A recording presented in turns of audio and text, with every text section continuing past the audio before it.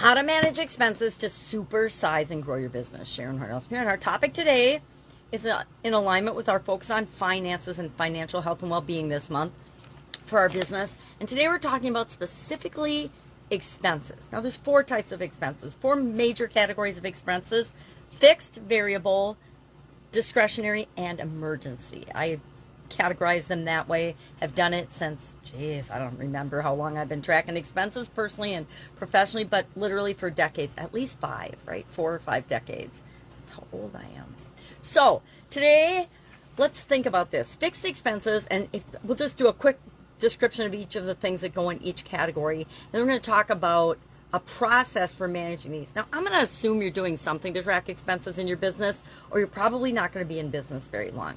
However, I do find that there are missing components to managing our expenses that can get us into big trouble if we're not paying attention. So we'll talk about that at the end, and I will share Greg's story about how he is managing expenses for his business as he grows and supersizes. So fixed expenses, of course, are the things that we can expect every single month. Building, facilities, rent, mortgages, payments on equipment, whatever it might be for your business and your industry, those are easy to budget because they're the same every month for a certain number of months, and we just plug those into our spreadsheet, assuming we're keeping some kind of a budgeting and expense tracking spreadsheet. I think we should budget, even though I've never made a budget that was 100% accurate. I think that it's worth the exercise in budgeting and planning, and then comparing to what your actual expenses are. It just gives us a little bit of control over a lot of things that are outside of our control.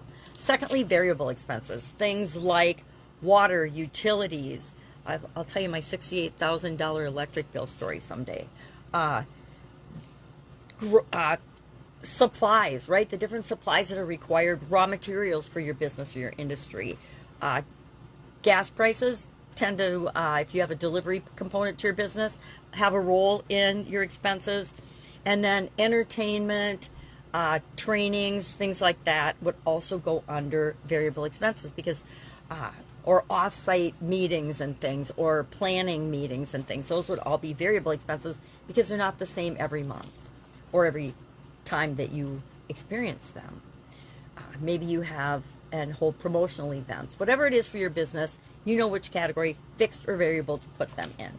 Now, discretionary expenses are things that we want to spend money on, we do spend money on, but we don't have to spend money on. There are a lot of things I always wanted to spend money on in my businesses, but if it didn't make financial sense, if it wasn't in alignment with our goals or our core values, then we would say no to those things. And that's a strategy I recommend that you adopt as well.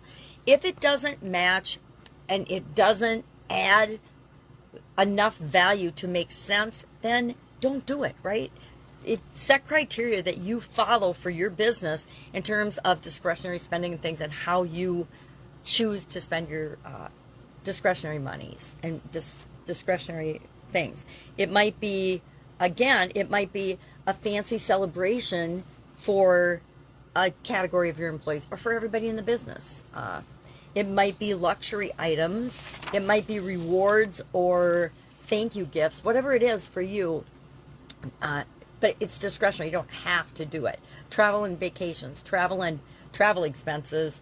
Nowadays, with the internet and the technology that we have, the absolute need to travel has been, exponentially reduced.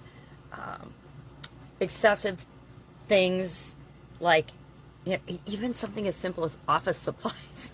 You can have just a ridiculous amount of spending in areas that just don't make sense. If you've got a year's worth of office supplies in a storage room, and it's literally at least a year's worth of supplies, do you have to have that? Maybe not. Maybe you only need a month or two's worth of supplies. Anyway, you figure out what's right for you. And then there's always the category of emergency and unexpected expenses. These are the things that we don't plan for, except for having emergency plans and insurance and things. But the things that come up that we need to spend money on as a business that we didn't plan for and we didn't expect. A machine breaks down, and part of the plant floods. There's a storm or tornado and it takes out one of your warehouses. Whatever it is, some of those we have insurance for and they get taken care of, but there's still expenses associated with dealing with that in the meantime while we're waiting for it to get fixed and repaired that we didn't plan for, and we need to figure out how to manage those. We'll talk about emergency funds in a few days and how and why we want to have those. And it's primarily because of emergency and unexpected expenses or things that happen in our life. Both personally and professionally, I highly recommend that you do that. So how do we categorize and track expenses? I would love to know how you're doing it right now. I'll share a couple of ways that I do it and things that I do. But first and foremost, we have to decide, how are we going to categorize our expenses? What goes into what category? And I say you document that so everybody in the business does it the same way. So you don't have one person calling a discretionary expense a fixed or variable expense, right? You know, I'm not going to give you some of the horror story examples I have of that. So we want to categorize them. So you decide, what are your categories? My categories are always fixed, variable, discretionary, and emergency. Fixed, variable, discretionary, emergency. But it's up to you to decide what you want yours to be. Secondly, we're going to use tools. Why? Because tools make life easier to automate and track as many things as we possibly can with respect to our expenses, so we don't have to do extra work or hire somebody to do it. There's a lot of tools, there's lots of apps, but we can do manual tracking, we can use apps, we can use statements. Credit card statements now have everything broken down in category for you. And a lot of them you can just download right into a spreadsheet to track and categorize different things. Bank statements, some banks are really good about it. Some banks are getting better about it. Some banks don't do it at all, and you got to actually manually go into your bank statements and categorize everything. I recently had to pull out manually all things related to a project, and it was a challenge. So I will find ways to automate that process going forward. Third, we want to review regularly. If we're not reviewing our expenses at least monthly, we are not paying enough attention. And we have to ask ourselves why. Why are we not reviewing them monthly? Is there something that's going on that we don't want to pay attention to and we don't want to actually have to own up to, maybe we shouldn't be doing that? And then finally, set limits. And we do this but not by category so much, by sub-items in the category, so that we don't accidentally double pay or overpay, because we have a lot of things on automatic. And so it will automatically trigger if something is out of our limits, so that we know to stop right now and don't wait till the end of the month to take a look at it. Take a look at it right now. It's like having the notifications on your phone about your bank account. If something unusual pops up, then you know, no, I can't wait a week or till the end of the month. I need to look at that now. All right. And then finally, we want to compare our income to the limits that we've set and make sure that they make sense on some frequency. I usually do it annually. As we do part of our budgeting process, we set the limits for different categories of spending for the different departments. And you know, it's a big project, right? Budgeting is a big project. Some organizations have entire departments that all they do is help with budgets. So let's take a look at Greg's story. Excuse me.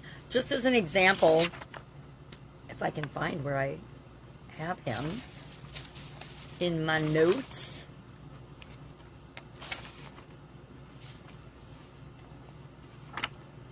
Okay, I did have it. Emily, Mark, and Claire. Greg, there he goes. See why I need a magnifying glass? So Greg is a freelance entrepreneur with a focus on business growth. He wants to grow and scale and supersize his business. Imagine that. So his primary goal is to reinvest profits into his business and save for retirement. So as far as expense management goes, his strategy is to use accounting software to track both personal and business expenses. His categories include fixed, which is personal rent, health insurance premiums; variable, business supplies, marketing costs, software subscriptions; and discretionary is personal travel, online courses, entertainment, etc.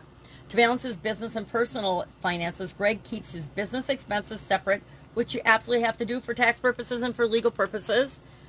Even if you're a sole proprietor, you got to keep track of them separately.